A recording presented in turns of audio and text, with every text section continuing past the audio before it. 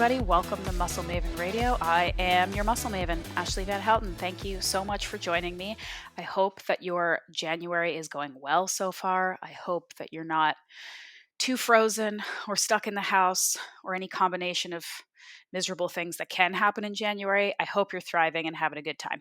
Okay, today's episode is with one of my OG friends on the podcast. She's been on the podcast more than anybody. She's essentially a co-host at this point, and I'm the same over on her podcast. Her name is Rachel Gregory. And I've had her on because we've worked together a lot, and she has a lot of knowledge. She does a ton of programming and courses for women, for people looking to train on a ketogenic diet, for all kinds of different sort of programs. She's a podcast host, nutritionist, and awesome coach. And so we've been doing sort of these Q&A episodes. We've been going back and forth on each other's podcasts. And this one I really wanted to post on my show because it's something that I don't really talk about or focus on much, and that is the dreaded C word, cardio, right? It's, people love it or hate it, right? Most people hate it. But I talk about it a little bit in that I try to avoid that word and instead talk about the importance of movement and maybe the other C word, conditioning, which is also important. We want to have cardiovascular conditioning. Depending on our goals, either performance or aesthetic, we need to be intelligent about the types of movement and conditioning and cardio that we do.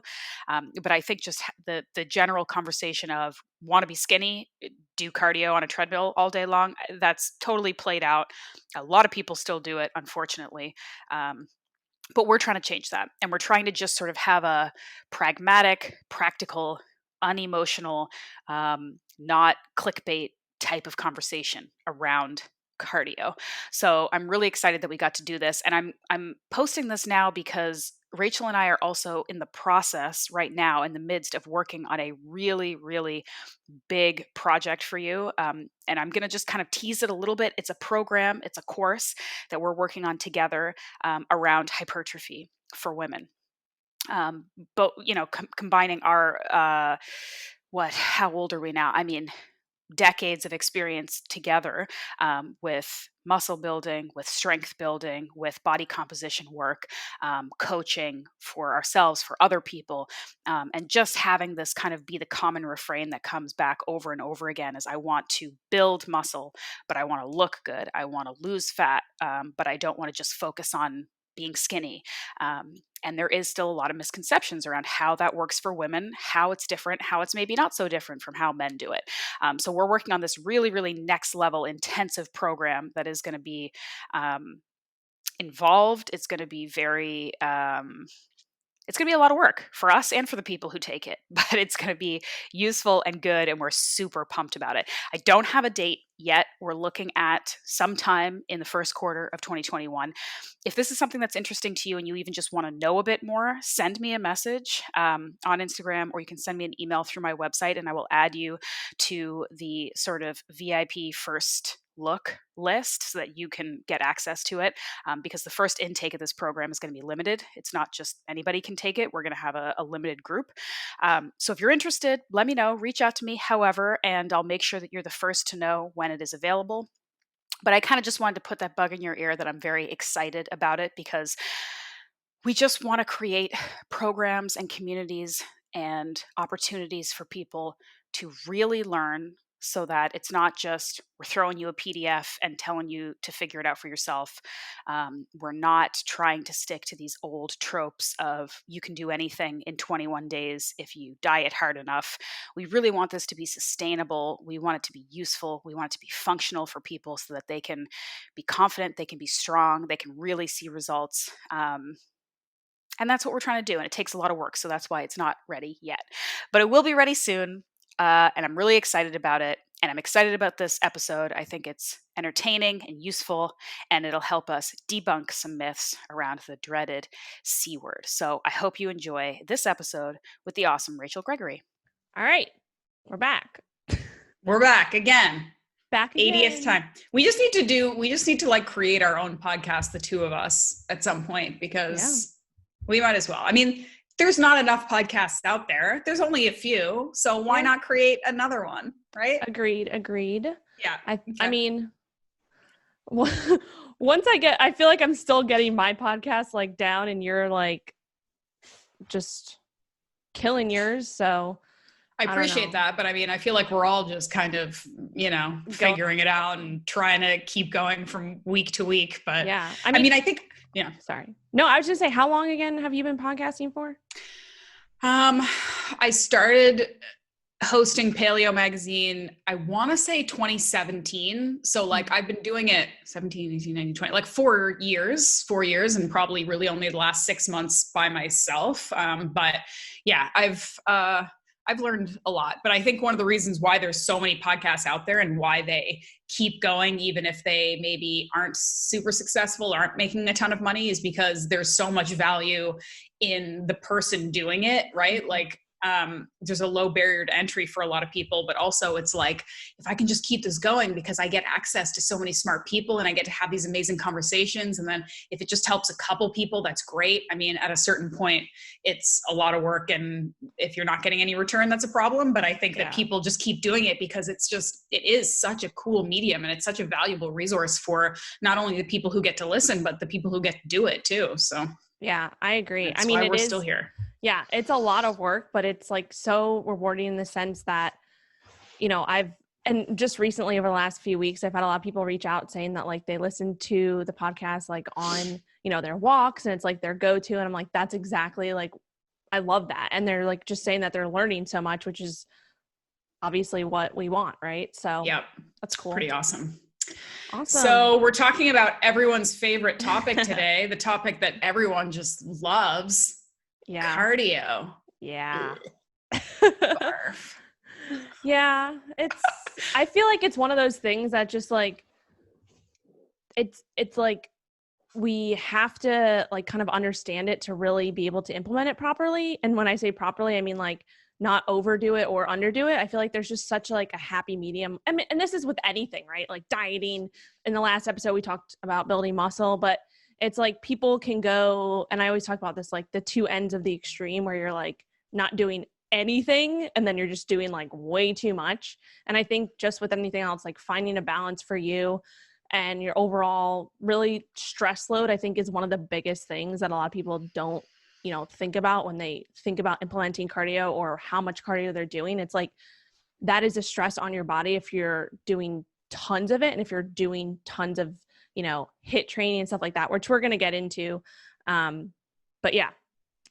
Yeah. And I mean, I think also it's a bad word because most people don't like it, but it also, we talk a lot about semantics, I think on this podcast, and how people hear a word and they automatically turn off because they don't maybe understand it, or we might use trendy words that really, once you kind of get past the trendy part of it, are actually really offering a lot of value. And I mean, we can look at cardio as being the types of movement we do during the day that we enjoy. So going for long walks, going for hikes, if you're a skier in the winter, if you like to do adventure races, like these things are all cardio too. It's just, it sounds a lot more fun when you say skiing than cardio because you're just doing an activity that you like. And so again, I think it's understanding what you're actually talking about when you talk about it. Like, are we talking about cardio for cardio's sake? Are we talking about it for fat loss? Are we talking about it for metabolic conditioning and heart health and optimizing your overall functional health? Are we talking about it specific to a sport that may need more or less? So yeah, I mean, again, it's a bad word. It's the C word, but it doesn't have to be. Yeah, for sure.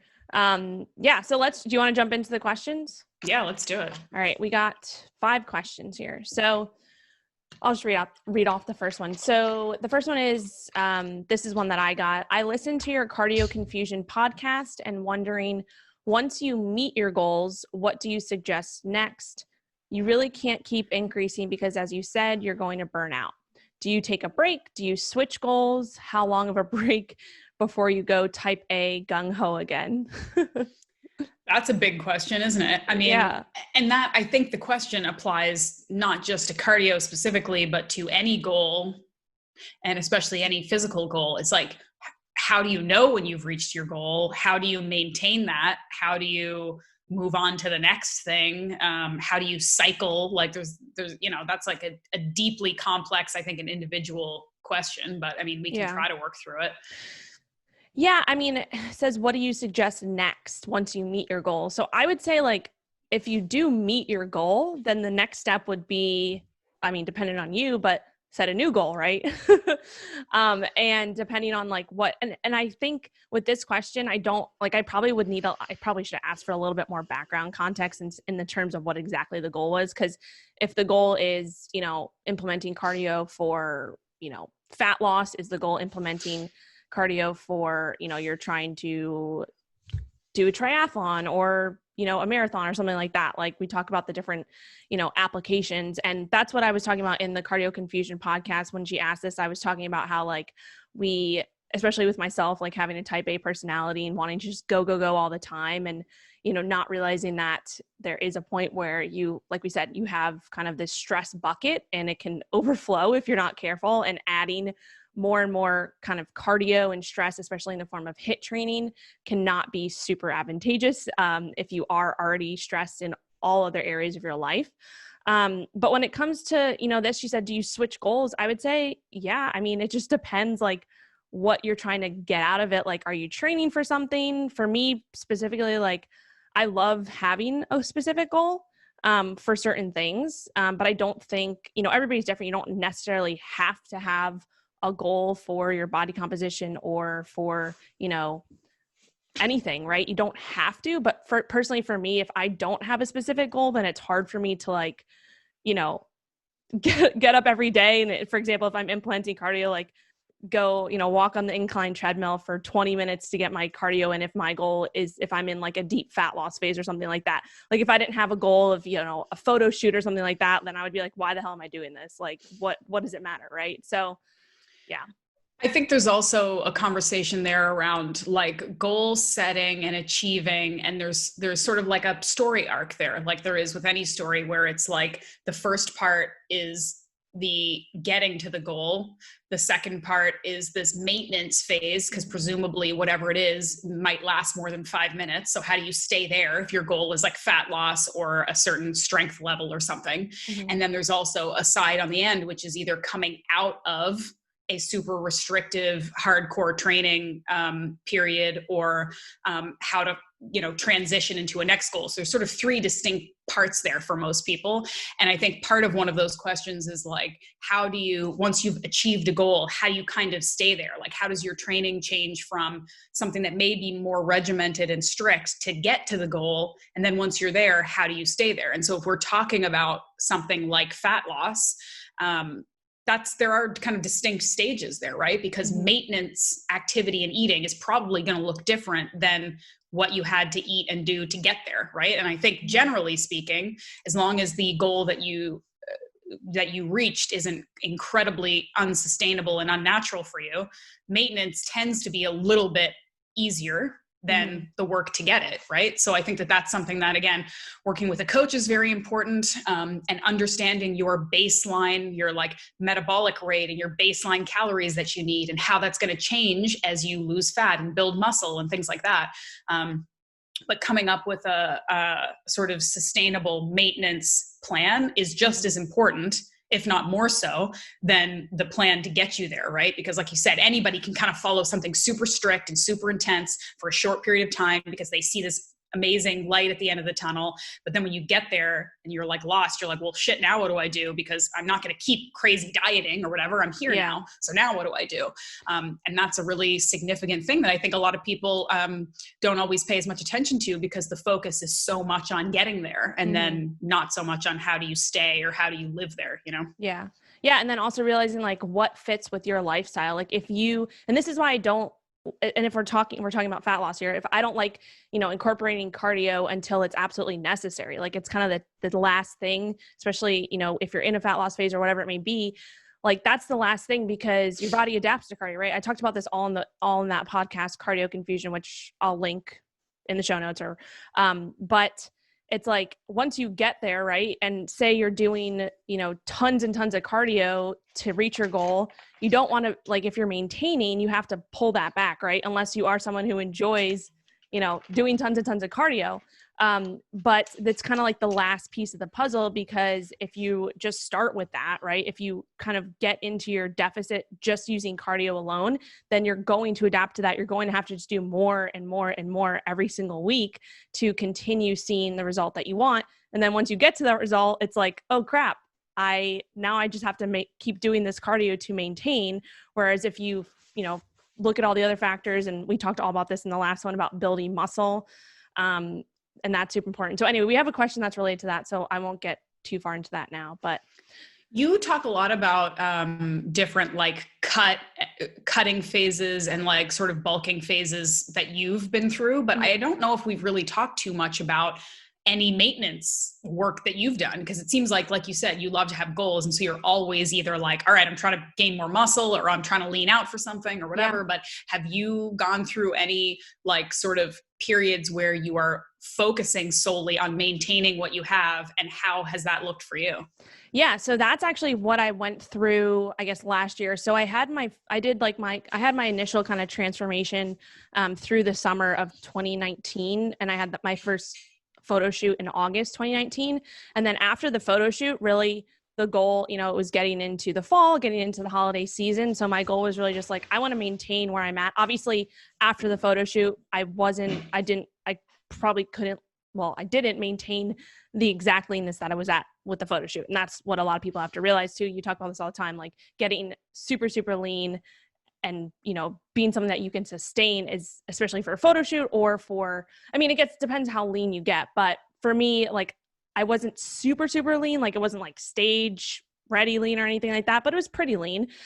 So I did gain a little bit back, did a reverse. And then my goal through the rest of 2019 and then into 2020 was just to maintain for about, I guess, from August to March. So that was like, how many months is that?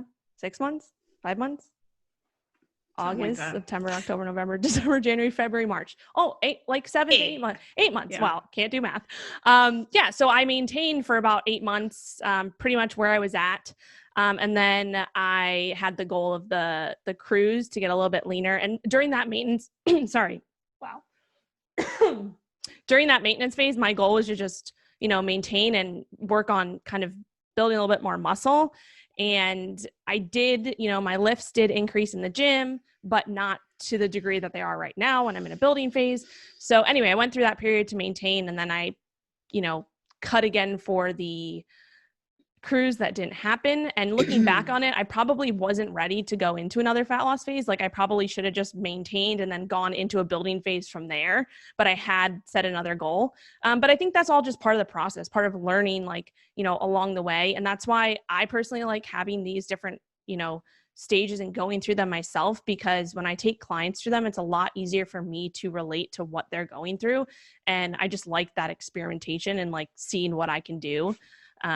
So I like that. I think to kind of close the loop on this question, I think a like general answer that does make sense is, when it's time to change a goal or adjust a plan when you have plateaued, when you are no longer interested, or when you are seeing negative results. So like another example that I've used multiple times is when I have potential clients come to me who say, I'm obsessed with keto. I love keto. I did hardcore keto for 2 years and I lost 50 pounds.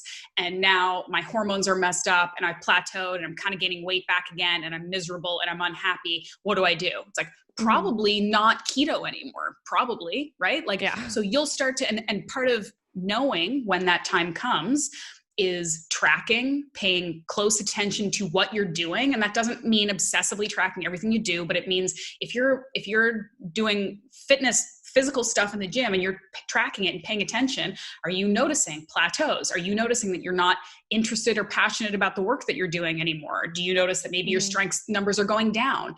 Are your hormones out of whack? If you've been eating a certain way and it's worked, and then after 3 weeks, maybe 3 weeks have gone by where it isn't working anymore and your energy's bad and your digestion's bad and maybe your mood's messed up, and like you start to notice these things, those are signs that something needs to change. And our bodies know that we like variety. We like to switch things up. We like to cycle things on and off. It likes variety. It likes to be sort of surprised into making changes and adjustments. So there's always that fine line between you need to give a new diet or a new workout its time. You need to adhere to it. You need to be dedicated to it for a certain amount of time because your body doesn't change overnight. But you also probably don't want to pick one workout methodology and one diet and stick to it for the next 25 years. Like you're going to want to make changes. And so the biggest thing I'd say is just work on paying attention to your body and its signals, and it will tell you. So again, with bodybuilding, if you're bored as hell with it, maybe try something else. Or if you're, never haven't eaten a carb in 3 years and you're feeling kind of low energy, I don't know, maybe you should try something different. Right. And then of course, something you've talked about before too, is investing in a coach and investing in somebody who's knowledgeable that can have a little bit of an outside objective look, who can be kind of tracking the stuff for you too and saying like, okay, well, this has worked and now it's not working anymore as well. So let's pivot and adjust and make some changes. But there is no sort of like definitive, like we can't say like change your diet after 12 weeks or do it, it's completely individual. So it really matters more about how you feel, how your body is responding to it. And like I've said many times before, taking away the emotional connection to what you're doing, so that it's not like you've done keto and now it's not working, but you can't give it up because it means you failed or it means you didn't do it right. That's not accurate. Your goals change, your needs change, and you need to be willing to kind of change with it. So just kind of be a bit more fluid and be okay with things changing, because that's what life is. Yeah, I agree. And one more thing, because I just thought about this in terms of like goal setting, like understanding that, when you're setting a goal, you really need to think about why you're setting that goal. And you kind of post about this. I think you posted about this like a few days ago about, getting abs, right? And setting the goal to get abs. And then once you have the abs, it's like, yeah, people look and they're like, oh yeah, like that's cool. And then they just go about their lives. Right. And it doesn't really affect them. Right. So it's like, okay, why do you have this goal and what does it mean to you versus how you perceive other people looking at you when you've reached this goal. So that's another thing that I think, and I've done this many times myself too, right? Like we all care what other people think to some degree, right? And we all want to have that kind of like, shining moment. But I think the underlying thing that you really need to think about is why, and really honing in on that why, but also understanding that, once you reach that goal, like, think about what happens next versus reaching that and then be like, okay, now what do I do? Like have a plan for after you hit that goal, I guess. Absolutely. Yep. So. Yep. Completely agree. Do you want me to ask the next question? Yeah. Cardio questions. Okay. I do a brisk walk every morning, 30 to 45 minutes with the heart rate range between 115 and 135, which is around 5,000 steps. Would that be considered doing cardio or just getting your steps in? So again, we're talking semantics here. This person says they listen to your Cardio Confusion podcast, but still not sure what this is achieving, I suppose. Yeah. So I would say if, when I look at cardio, when I think of cardio myself, I'm like, okay, cardio in my eyes is implementing something specifically for a goal. Like, so, and when I say like cardio, usually I look at cardio as like low intensity training or moderate intensity training. And then I define like high intensity training as more conditioning. That's just kind of like how I personally look at the two terms. But when we're talking about like walks, so she said a brisk walk between 115 and 135 beats per minute. So I would say that's pretty, that's definitely lower intensity. And so in this, I believe in the Cardio Confusion podcast or the heart rate training podcast, which was the follow-up to the Cardio Confusion podcast, I talked about heart rate zones and stuff like that, and how you can use those to gauge, your, how much effort you're bringing to the table and where your heart rate is at. So I talked all about that in the heart rate zone episode. So I'll link that one in the show notes. But I would say 115 to 135 is definitely probably around like 60 to 70%, maybe 50%, like closer to that 115. I don't know this person's age, but I'm assuming, 115 to 135 is around that. So that's a brisk walk. I mean, I think that's pretty sustainable. You said you get around 5K steps. I personally walk every single day. Like I try to hit 10K steps, when I'm walking to and from the gym. I would say if you're like incorporating running into that and all of that, like that would be just, you know, managing the fatigue side of things and understanding like, again, where you're at with your stress level. But in terms of, you know, a brisk walk every day, I think that's personally like, that's very, very healthy. Right. And that's really good for getting you, you know, building up that aerobic base that we talk about and kind of, you know, although you are in that 115 range, it's still pretty parasympathetic versus being higher than that, which would be more in that sympathetic stressed out stage. So I think that's, I mean, I personally would say that that's great. And if you can maintain that and it makes you feel good and you enjoy walking, I would say that's probably, you know, not necessarily considered like technically cardio. Like, that makes sense. I mean, I also feel like, why can't it be both? That can be cardio and getting your steps in, like depending on the person. I mean, and again, like you said, depending on your goals, like if you need to lose 40 pounds of fat, like maybe a sort of brisk, you know, 5K walk isn't going to be enough. Maybe that's a great start. And that's part of what you need to do. Maybe you need to incorporate some other things like HIIT or longer walks or incline walks or whatever. But I think what you're doing is absolutely, like you said, Rachel, very healthy, excellent for your mental health, for your breathing, for general functional wellness that every single person should be doing is going for walks. Doing it first thing in the morning is fantastic. Doing it before you eat is fantastic because you're getting some of this fasted exercise in that's going to burn some fat. But these things can all be the same. Like it doesn't have to be like your mental health walks, getting your steps in don't have to be separate from your cardio. When I was prepping for bodybuilding shows and I had to do cardio because again, I'm not taking drugs and I'm a woman. So that fat's not going anywhere unless I try very hard. So in addition to my weightlifting and eating very strictly and also a couple times a week, like intense HIIT workouts, I was doing steady state cardio in the morning, but it wasn't 140 beats a minute, kind of gasping, holding on to a stair climber. It was brisk walks. That's what it was. Like what this person is describing. Sometimes I did it on a treadmill on an incline. Sometimes I did it outside. Sometimes I was hiking and it was a little bit more challenging than others, but I wasn't doing like jogging where you're kind of just tired enough, but you're not actually working that hard and you're kind of miserable and it's not sustainable. Like I was doing just chill, brisk walks. My heart rate's up a little bit, but I could do it forever. I was listening to a podcast. I could talk, you know? And I think that was great. That was good for my hormones. It was good for, you know, I could listen to my podcasts and start the day well. And I was doing it fasted. So yeah, again, depends on your goals, but I think going for a nice brisk walk first thing in the morning is something everybody should be aspiring to if you can. Yeah, I agree. And I kind of, going back to what I said, I would consider this technically cardio. So I'm going back on what I said, but when she said, you know, would that be considered doing cardio or getting your steps in? It, like you said, it depends on the goal. So if you're doing that, you do that every day and that's part of your normal day, but you're looking to incorporate more cardio on top of that, I would say that, yeah, like depending on what your goal is. But yeah, I mean, I'm thinking back to this again, that like 115 to 135, that is definitely low intensity cardio.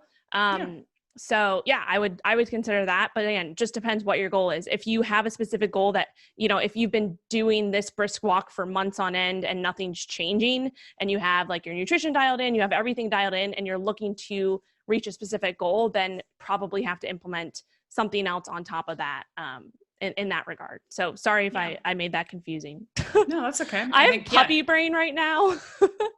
So hopefully we get a cameo appearance by Lilo at some point. I'm like a little bit sleep deprived, so my brain is like kind of working on 50%. You know how they say like baby brain? I think puppy brain is definitely a thing, which just means like you're sleep deprived and you wake up every 2 hours with a puppy who's whining. What do you call the brain of someone who doesn't have a puppy or a baby but still can't sleep? What do you call that brain? Oh man, I don't know. Okay. Yeah. All right. Let me see the next question. This is one I'd like you to start with. Okay. What is the best cardio while following a keto diet? Should you do HIIT for more fat burn or low intensity as it is a more ketogenic fueled activity? Great question. So right off the bat, I would say that we do know that, you know, HIIT training and high intensity training does utilize more carbohydrates, right?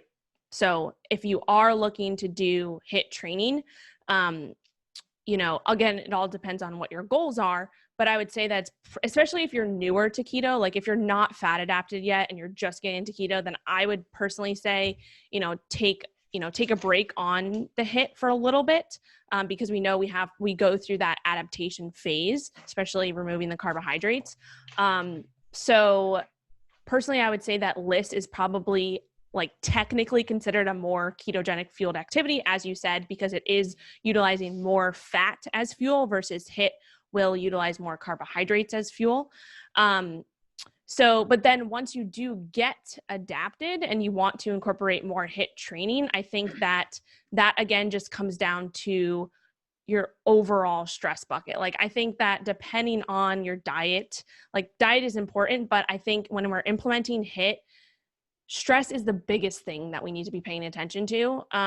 So I talked about this in the last podcast, I think that we recorded, but I was doing CrossFit for a while and a lot of HIIT training, and I wasn't seeing the results I wanted, but that's because my stress bucket was just like completely overflowing.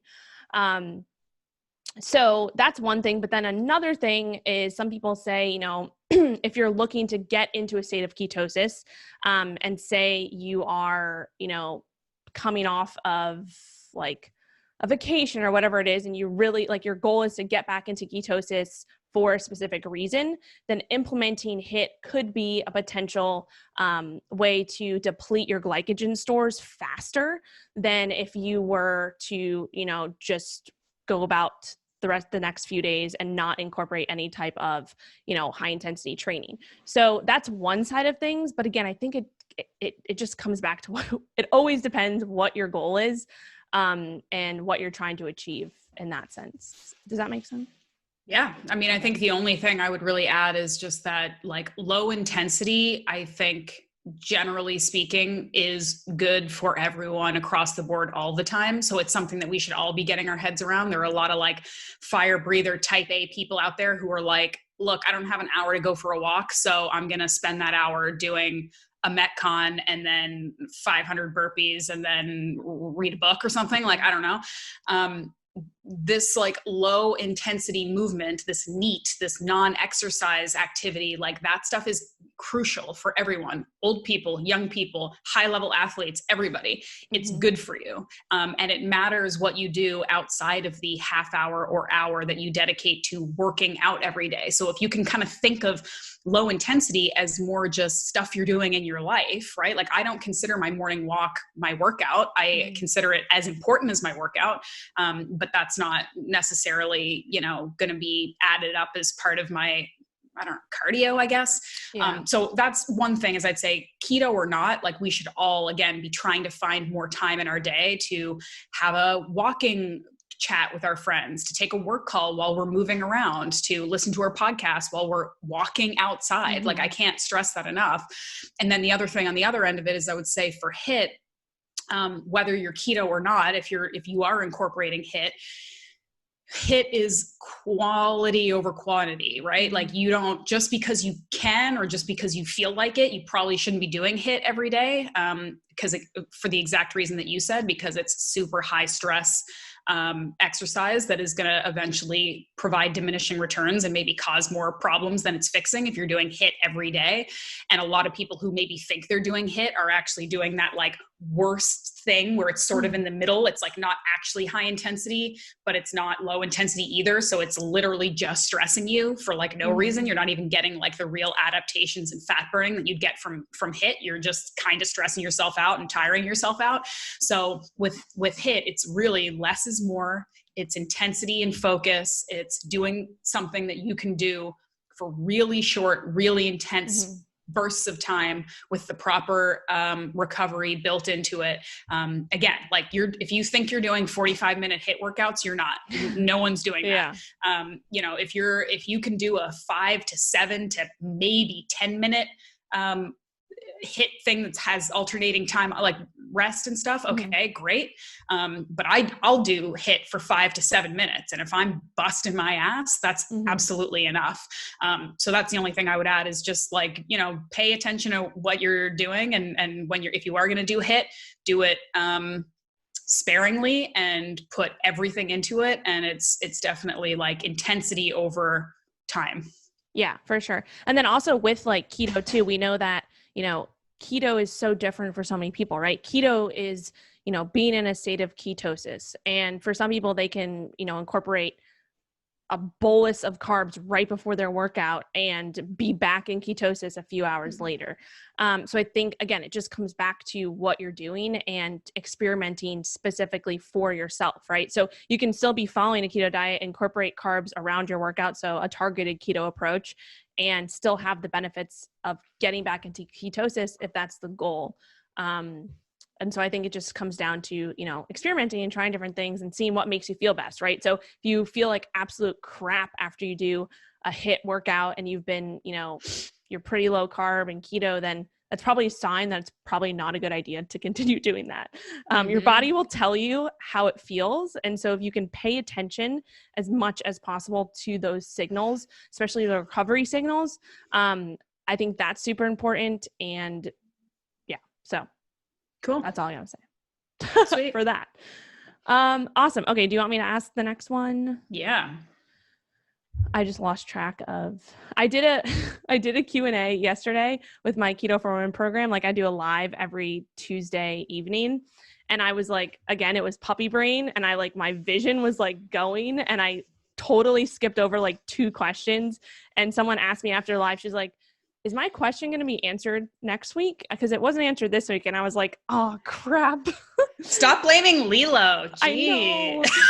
I know. I need to So stop. cute. No, I can only imagine. Like, I feel like they are actually like as high maintenance as babies the first couple weeks, probably, maybe not quite, but close. But that's the thing I was thinking about too. It's like babies have like diapers, right? So they can, they don't pee and poop everywhere. Whereas the puppy is like, she's so cute when she's just like chilling and like you're rubbing her tummy. And then she's like a terrorist the other half of the time when she's like sniffing around. And then I don't know, I can get into all that, but. Well, at least you're not breastfeeding. Yeah. Yeah. So you've got that. Oh man. Okay. All right. We have 3 more questions. Let's get back to cardio. Do I have to do cardio to lose? Oh yeah. Sorry. Again, vision is impaired. Do I have to do cardio to lose weight if I feel like I've maximized everything else and I'm still holding on to fat? And then in parentheses, she wrote maximizing diet, sleep, stress, and weightlifting. Do you want to start? Do you want me to start? Yeah, there's a couple things to unpack there. Again, it's always so helpful, like if we had the person in front of us that we could like grill with follow-up questions. But I mean, there is, of course, determining if you are maximizing those other things, right? Because maybe you think you are and you aren't. So that's where having a coach or somebody objective outside to watch what you're doing and weigh in would be really helpful, because maybe you think the food's ideal and it's not. Maybe your sleep actually isn't that great. Maybe you're over exercising or under eating. Like there's a ton of things there that you can play with and adjust and kind of tweak to see if you can continue moving the needle with those other elements, since like you said, cardio really should ideally be a last resort and not a tool that anyone has to weigh too heavily on. Another question could be there, and again, I have no idea who this person is, so this may not be applicable, but a lot of people, we've talked about this before, that sadly, a lot of people, and especially women, their ideal body composition is maybe 10, 15, 20 pounds different than what their body's ideal composition is. So what you wish you looked like based on looking at people on Instagram and magazines or whatever, may be different than what your actual healthy, sustainable body fat level is. So there could be an element of you are doing everything right and your body is actually at a very healthy, happy place, and you just want it to be leaner to an extent that maybe isn't sustainable. So again, you can push and you can tweak and you can make things, you can lose more fat if you need to. But if it isn't a place that your body is healthy at, if it isn't a place that your body's happy at, you may encounter some issues down the road if you try to stay in a place that just isn't reasonable. So it's tough because you don't want to tell anybody like, hey, just settle for a body that you're unhappy with. But maybe you are at a very healthy, happy, reasonable body fat level and your expectations are unrealistic. That's possible. you know? Yeah. So there's a lot of like sort of more high level existential questions you maybe need to ask yourself. But I do think that, like you said earlier, cardio and just increased movement, I think, maybe even less than the C word, increased movement is something that is going to help tweak and move the needle. And that's something that, again, like I had to do when I was doing these bodybuilding competitions where I was trying to get leaner than what my body naturally wanted to do. So I had to be extra. I had to do more than if I was just trying to be healthy.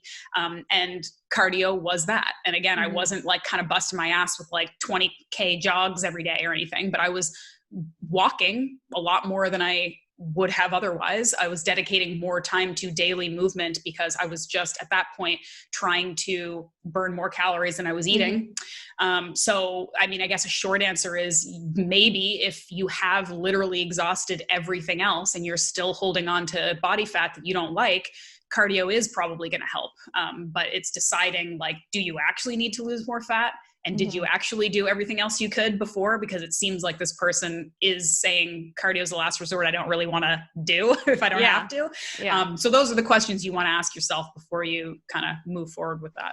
Yeah, I 100% agree with everything you said. And I think that also thinking of like, if you do get to that point where you're like, okay, I still want to get leaner and I've exhausted, like you said, all of these things, my sleep's in check, my stress is in check, everything else is in check. My nutrition is in check in the sense of I am, paying attention to it. I have objective metrics that I'm, tracking whatever my calories, my macros, all of that, making sure all that's good. And you do still want to get leaner, then yes, you probably have to implement some type of cardio to, push that needle a little bit further, like you said, but doing it strategically is super important. So going from like 0 to 100 is probably not the best idea. When I'm personally implementing cardio for clients and for myself, we do it gradually, right? So for example, if you went from doing no cardio, and you want to start including cardio into your, weekly goals, right? Or your weekly, training, then for example, maybe implementing like 2 days of like low intensity cardio for like 20 to 30 minutes, see how that goes.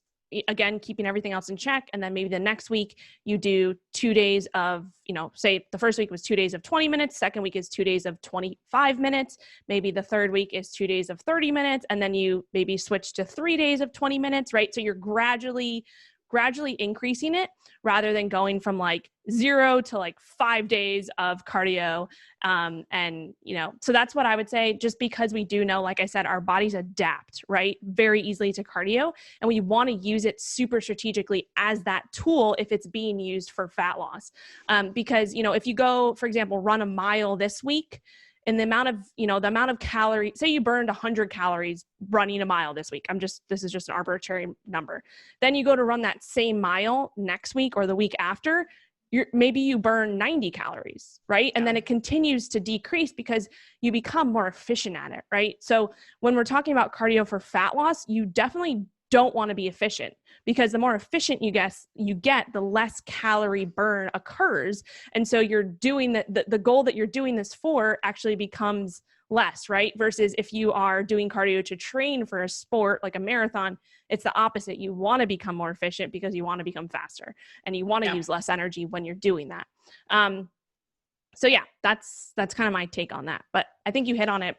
Everything you said, I 100% agree. Squash isn't that good. Sorry, I have to keep adding dissenting opinions in here. I know. I was actually looking at, just as a quick aside, I was looking at your some of your recipes on your website the other day, because I want to make, even though I think I kind of know how to do it, but the like electrolyte jello, like the gummies, and I think I saw a squash dessert that you have on there that I'm like, all right, this I can get into. Okay, turning squash into something sweet. Gonna try it. So I will do that and report back to you. Yeah, for sure. Well, the kabocha squash, that's the thing. And that's one of the reasons why I love it, because I love sweet things. Yeah. And so it's literally like on my blog, it's nature's candy. Because it's like literally so good. So I just rolled my eyes at you with respect. Nature's candy. You know what nature's candy is?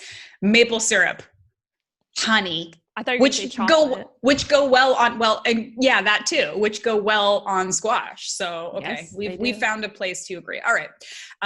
This is a good question. Because we talk so much about people who hate cardio. It's good to get the other side of it. Yeah. So this person's asking the question, what if I like cardio and endurance stuff, like long hikes, long bikes, long runs? Do I still have to eat carbs to support this? Or can I be super low carb or carnivore and still perform well at like endurance cardio stuff? Great question. I keep pulling my ear out. Sorry. Okay. Yes. Great question. So I would say it kind of just goes back to what I mentioned a few questions ago with, fueling your activity and what that activity is. I think that especially with endurance, because, if we're talking about like long runs or long hikes, I would say hikes for me, long hikes depends, because when you're doing a hike, like if you're, it depends how much you're actually like climbing in that sense, because that can be turned into, it can be, low intensity to actually pretty high intensity if you're doing a pretty extreme hike, right? Like I feel like do you do a bunch of hiking? I do a lot of hiking around here, and there's a park called Gatineau Park in Quebec, which is very close to where I live, and it's beautiful and huge, and there's a ton of trails, and most of them are quite hilly. Yeah. So yeah, it gets intense real quick, but it can be both, right? Because you can do a 10K hike, 6 miles, and a couple miles of it are like nice, beautiful, easy walking through the woods, and all of a sudden you're like on a 90% incline on walks and stuff, and it's like pretty intense. So you might be kind of hitting different workouts in the middle of one, Yeah. So I would say like she said, do I have to eat carbs to support this? Again, it just comes back to really, first of all, how adapted you are to a lower carb diet.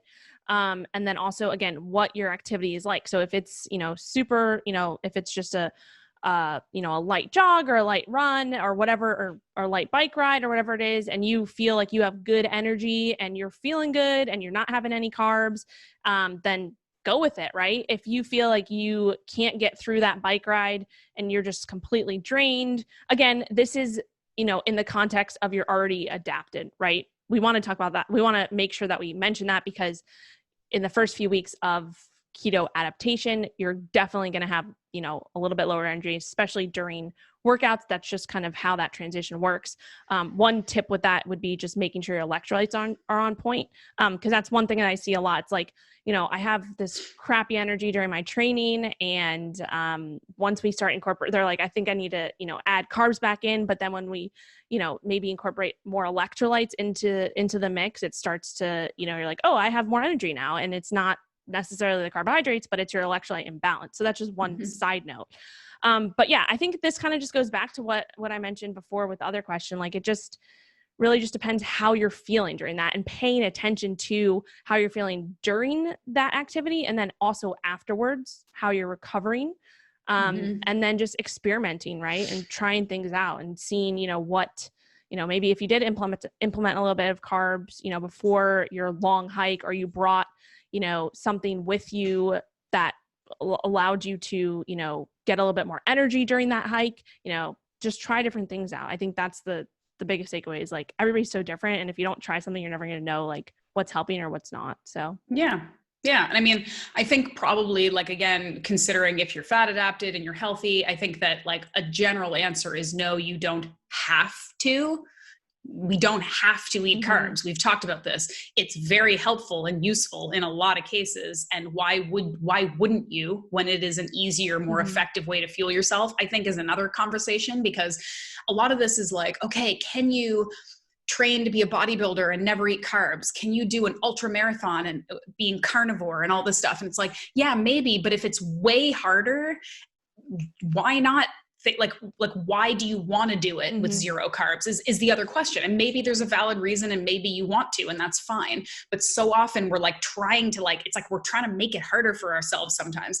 And if you look at the flip side of it, and this concept of no food or no macronutrient is bad or evil, it's how you use it, right? Yeah. And so the other side of this coin is that if you are doing ultra endurance training and you're running and hiking and biking all day long, you can probably get away with eating more carbs, and you can probably use these carbs more effectively than somebody who's sitting on their butt all day. So if you're not concerned, if you're healthy, if you're metabolically healthy, if you've experimented with different carb sources and ones that make you feel good and don't give you crazy blood sugar crashes and they give you energy, why not experiment with using some of these strategically in your training if it's going to make your performance better and it's easier? Like, it's not easy to do ultra endurance runs or races if you can only eat like meat and fat. Like, I'm have to carry around like coconut oil and like eat it while I'm on the run. Like, maybe you bring some trail mix, or maybe you bring some things that are higher carb that are just easy to digest, that you can stuff in, that give you energy and make you feel good. Like,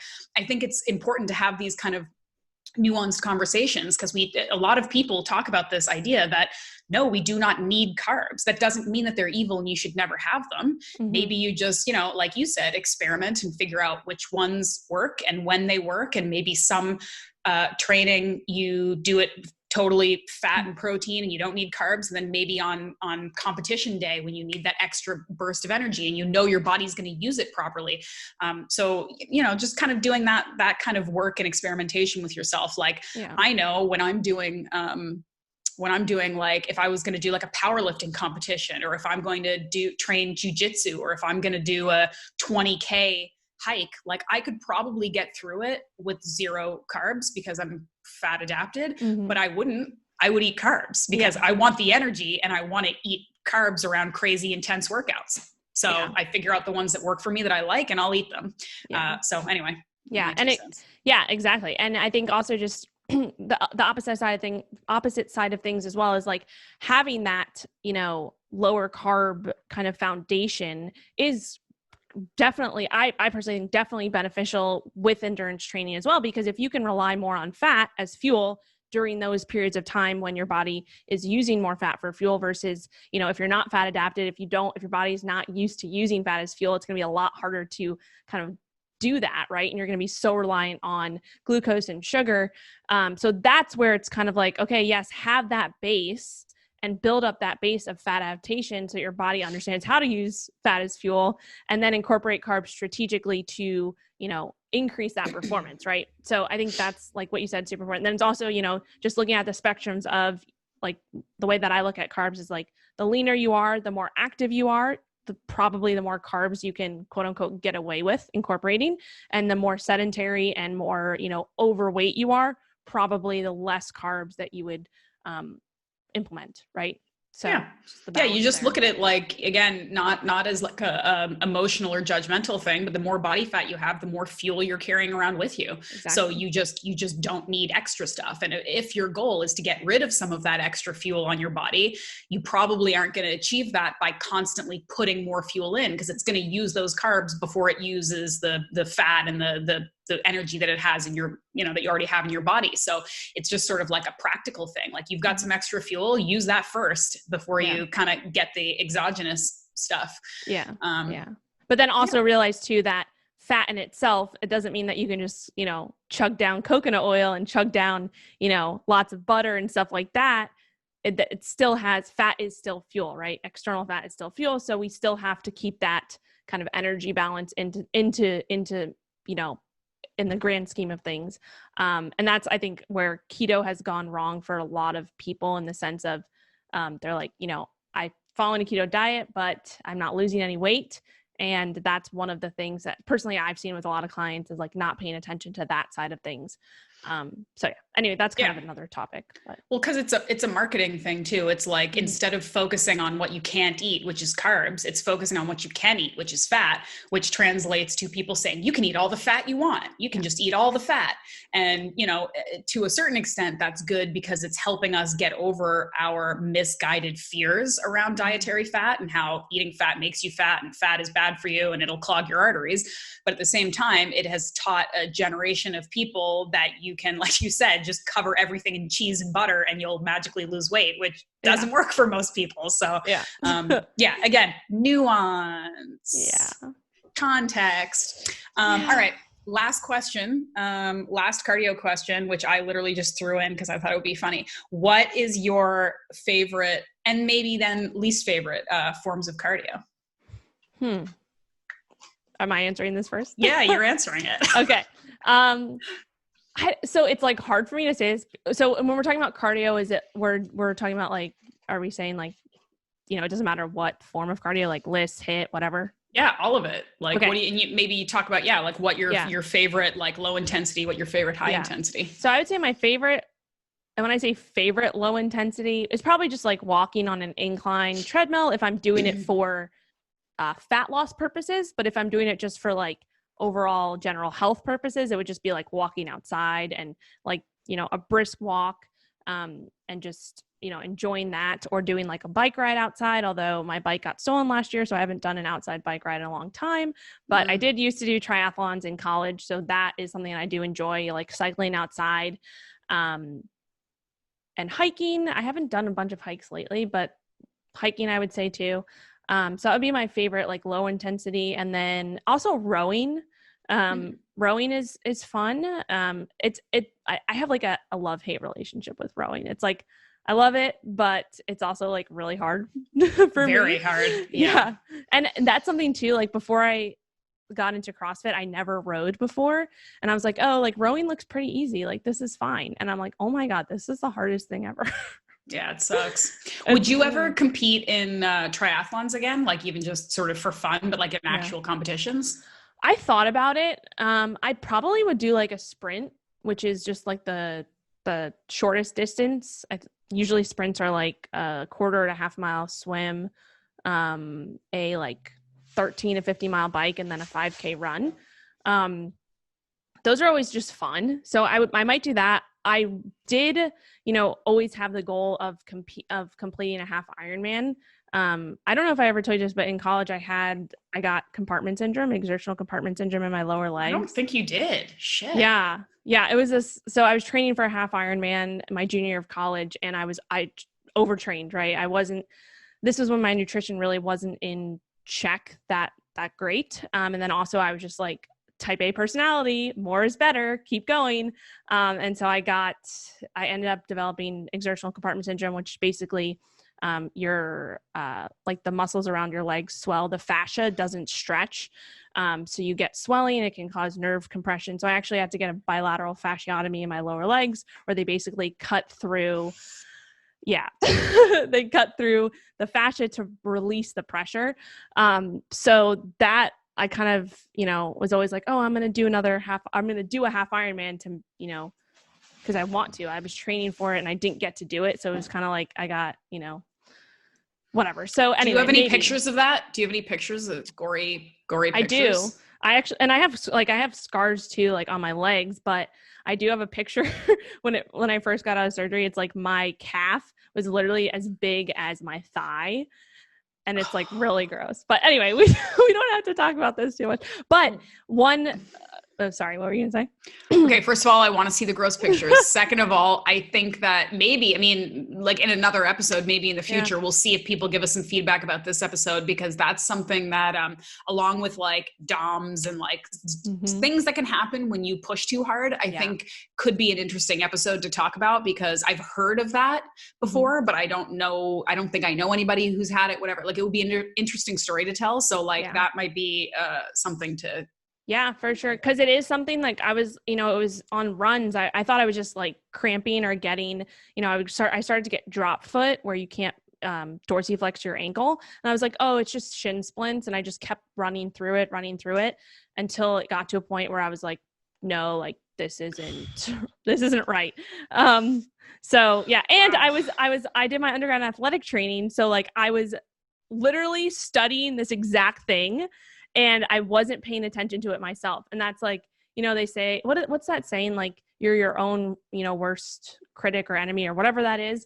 It's like, yeah, I was trying to, you know, help a lot of all the athletes I was working with, and I just wasn't paying attention to like what was actually happening with myself. So anyway. It is a total like human nature thing. Like we talk about this all the time. Like I talked about it mostly with regard to dealings that I've had with other professionals in the fitness industry, where everyone's like, you can't spread yourself too thin. You can't have 20 goals at the same time. You can't do this and that. And you have to sleep before you work. And then these people would turn around and do the exact opposite, because everyone thinks that they're the exception. And like, this isn't to harshly judge anyone or say that you were crazy or whatever, but it's like, you were thinking like, I'm learning all this stuff, I'm helping all these other people, this is what you have to do. And you just literally weren't turning it on yourself. And people do it all the time, right? Like I've had moments where I've done it too, where I'm just like, oh, don't work too hard in the gym. You're going to burn yourself out. And then I'm like, I go over and do exactly what, but you learn a lesson, right? And hopefully there are some people out there who are smart enough to learn from other people's lessons instead of having to do it themselves, because no one is the exception to these rules. No one's special. No one's that special. 100%. Anyway. Yeah. So those are my favorite. Did I answer that? Yeah. Yeah. Rowing and walking. Yeah, good. I mean, Cycling. that's for me, like the low intensity stuff. Absolutely. Walking outside, hiking, 100%. I mean, that is just so good for your brain and your body. I like swimming and that again could be high intensity or low intensity, but I was a swimmer growing up, and that's like kind of one of my favorite sports. And I think it's, I find it personally like longer distance swimming, both open water and in a pool. I find it like really meditative, the way that a lot of people find like hiking and walks meditative. And I find it extra so because you are forced into a breathing rhythm. When you're walking or hiking, you can still breathe with your mouth open, and you can, take shallow breaths, and you can not be breathing properly. When you're swimming, you have to breathe in a rhythmic, proper fashion, or else you're not going to get too far. So for me, I haven't really swum like seriously for a long time, but I love it. And it's like always a part of my life. I want to get back to it. But when I was swimming a lot, I found it incredibly meditative for that reason. It's just sort of like your body can go on autopilot, and then you enter this breathing rhythm that is just, when you hit it, and you can do it forever, it's really calming and cool. And it's of course very low stress on your joints and low gravity and all that good stuff. So it's good for people who have some kind of injuries or issues where they don't want to put a lot of strain on their joints. And then as far as HIIT goes, we didn't talk about that. I like if I'm going to do HIIT, I like to go all out and do the worst possible things. So I love burpees. I love the assault bike. I really like skipping is another good one for high intensity, like double unders, like just go do 500 double unders, like call it a day. Yeah. But burpees and assault bike, airdyne, like if you're going to do it, if you're going to say this workout's only going to be 5 minutes long, I'm going to really beast myself. I'm going to make sure it's worth it. I'm going to make sure that it is unpleasant and it hurts and it's effective. And there's no better way to do that than burpees and assault bike. So yeah. I actually, with assault bike, it's like another love-hate thing with that thing too. But in terms of swimming, so have you ever done a triathlon or considered doing one? I haven't. I've definitely considered. I mean, I've done a couple, like Alex and I will do like our own triathlons. Like we just make up a route, like, at home, we'll swim 800 meters, run 5K, and then like paddleboard 5K or something. Like we kind of create our own. And I'd be totally interested in doing a sprint level one. I'm not really interested in the longer term stuff. I like watching people do Ironmans. Don't want to do one myself. But the long distance swimming, I actually am kind of interested in. I've watched all these documentaries of people who like swim across the ocean and shit. Like I'm not going that far.